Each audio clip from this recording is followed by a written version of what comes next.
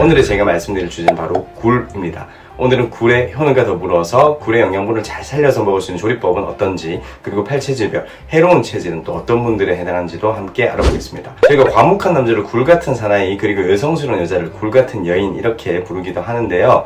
왜 이렇게 부른지 혹시 아시는 분들 있으실까요? 남성을 더욱 남성답게 만들어주는 자양 강장작용, 그리고 여성을 더욱 아름답게 만들어주는 피부 미용 작용이 뛰어나기 때문입니다. 이러한 굴의 효능 때문에 굴은 남자에게도 좋고 여자에게도 좋은 그런 음식이라고 말씀드릴 수 있겠습니다.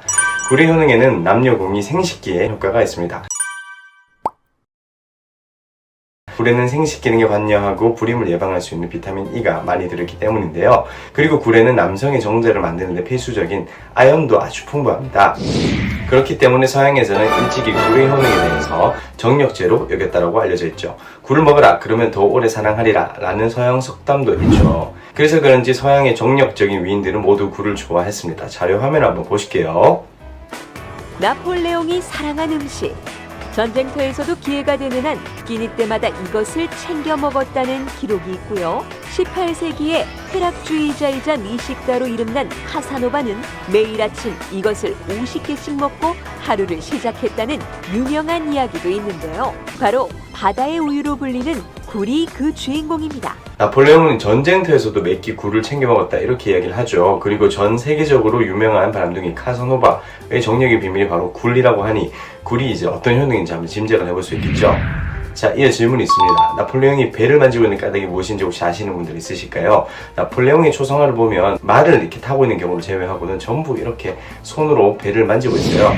나폴레옹은 음식을 빨리 먹는 것으로 굉장히 유명했는데 황제가 된 후에도 식사 때 식탁보다는 말 안장 위가 더 낫다라는 말을 자주 할 정도로 식사를 빨리 해서 굉장히 고질적인 위험에 시달렸다 이렇게 잘 알려져 있습니다. 그래서 늘 이 더부룩한 위를 보호하고 주무르기 위해서 항상 코트 윗주머니에 손을 넣고 다녔다고 합니다.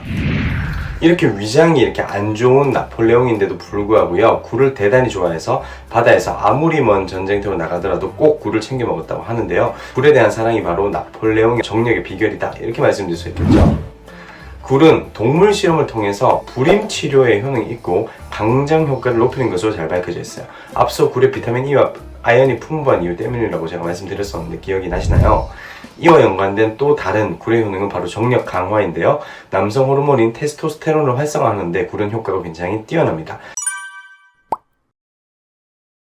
실제로 서양의 역사를 움직인 많은 위인들은 굴을 사랑했다고 알려져 있습니다.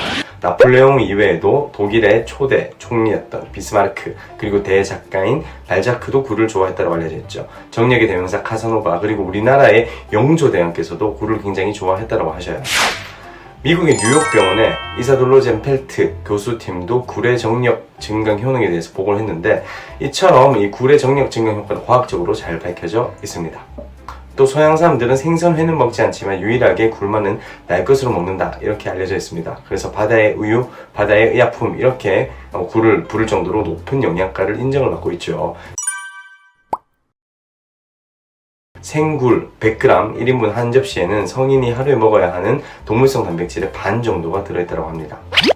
특히 굴의 단백질은 알라닌, 글리신, 글루타민 등의 단맛과 타우린, 시스틴 등의 아미노산이 골고루 들어있기 때문에 영양소를 이렇게 균형감 있게 섭취할 수 있는 것이 장점입니다. 여기에 굴의 대표적인 효능으로는 신진대사를 굉장히 활발하게 하는 그런 효과도 있거든요. 그리고 매우 중요한 굴의 효능, 굴은 피부 미용에도 굉장히 뛰어난 효과가 있는 것으로 밝혀져 있습니다. 우리 속담에도 배 타는 어부에 따른 얼굴이 까만데 굴 따는 어부에 따른 얼굴이 하얗다 라는 말이 있는데, 이 같은 피부와 관련된 굴의 효능을 설명하는 속담이다 이렇게 말씀드릴 수가 있겠습니다. 자, 그리고 또 다른 굴의 효능으로는 당뇨병 환자에게 좋은 그런 음식입니다. 탄수화물은 혈액으로 들어가면 이 췌장에서 나오는 인슐린 호르몬의 도움을 받아서 글리코겐이 되어서 간에 저장이 되는데요. 하지만 굴에 들어있는 글리코겐은 소화와 흡수가 잘 되고 체내의 글리코겐으로 활용이 되기 때문에 당뇨병 환자도 안심하고 먹을 수가 있습니다.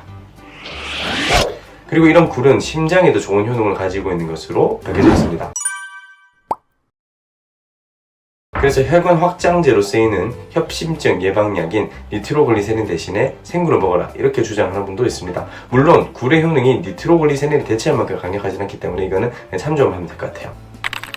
그런데 우리나라에서는 굴은 보리가 패기 시작하면 먹지 말아라, 즉 5월에서 8월에는 먹지 말아라 라는 이야기가 있습니다. 그리고 일본에서는 거의 유사하게 벚꽃이 지면 굴을 먹지 말아라 라는 말도 있고요. 서양에서는 12달 가운데 알자가 들어있지 않은 달, 즉 5월에서 8월 사이에는 생굴을 먹지 말라 이렇게 금권하기도 합니다. 이런 말이 나온 이유가 바로 식중독 때문이죠. 이 시기가 굴의 산란기인데요. 산란기는 굴의 영양분이 줄어들고 알인 맛이 심하고 그리고 때가 여름철이기 때문에 빨리 부패를 해서 굴에 의해서 식중독을 일으키기 굉장히 쉽기 때문이죠. 식중독을 굉장히 쉽게 일으키는 굴을 먹을 때에는 반드시 지켜야만 하는 좋은 방법이 따로 있습니다. 꼭 기억을 하셔야 되는데요. 예로부터 우리나라에서는 굴을 먹을 때 식초나 초장을 곁들이고요. 그리고 서양에서는 굴을 먹을 때 레몬을 곁들였잖아요. 굴을 먹는 가장 좋은 방법이 바로 레몬이나 식초, 초장과 함께 먹는 것이죠. 식품을 부패하는 부패세균은 pH 7 정도의 중성에서 활발하게 활동을 하게 되는데 폐류와 굴과 같은 폐구류는 중성이기 때문에 좀 잘 상할 수가 있어요. 더욱이 굴은 수분 함량이 높고 단백질, 글리코겐 등의 영양분이 많기 때문에 이 세균이나 바이러스 이런 것들이 번식하기가 매우 좋은 조건을 가지고 있습니다. 근데 레몬과 식초에 들어있는 구연산을 비롯한 유기산은요, pH를 낮춰주기 때문에 세균의 번식을 억제해줄 수가 있습니다. 여기에 더해서 굴의 비린 냄새까지도 없앨 수가 있죠. 그렇기 때문에 굴을 먹을 때에는 꼭 레몬과 식초를 곁들여 먹기를 강력하게 권장합니다. 이런 식중독과 상관없이 굴을 먹으면 해로운 체질들도 있습니다. 굴이 해로운 팔체질에 대해서 지금부터 함께 알아볼까요? 먼저 태음인에 속하는 목양체질, 모음체질, 그리고 소음인에 속하는 수양체질, 수음체질에게는 굴이 굉장히 해로운 음식입니다. 생굴뿐만 아니라 익힌 굴도 먹지 않으셔야 되는 그런 체질인데요. 목양체질이나 모금체질, 그리고 수양체질, 수음체질 분들이 굴, 특히 생굴을 자주 섭취를 하게 되버리면 배에 가스가 차고 설사를 유발하거나 위장장애, 역류성 식도염, 피부에 알러지, 모낭염 등을 악화시킬 수가 있습니다. 그리고 소양인에 속하는 토양체질, 토음체질, 금양체질 같은 경우는 굴이 아주 유익합니다. 다만 이 체질들은 레몬은 또 조금 체질이 안 맞을 수가 있어서 레몬보다는 간장이나 식초를 곁들여서 먹어야 됩니다. 그런데 금체질 중에서도 금음체질은 세모입니다. 주 2회 정도의 섭취만을 권장하는 체질이죠. 자, 지금까지 굴의 효능과 주의사항 그리고 체질별 적합성까지 함께 알아봤습니다. 이번에 함께 살펴본 굴 영상이 도움이 되셨다면 좋아요와 구독 버튼, 알람 설정까지 꼭 부탁드리겠습니다. 저는 체질에 집착하는 한의사 박철진 원장이었습니다. 영상을 시청해 주셔서 감사합니다.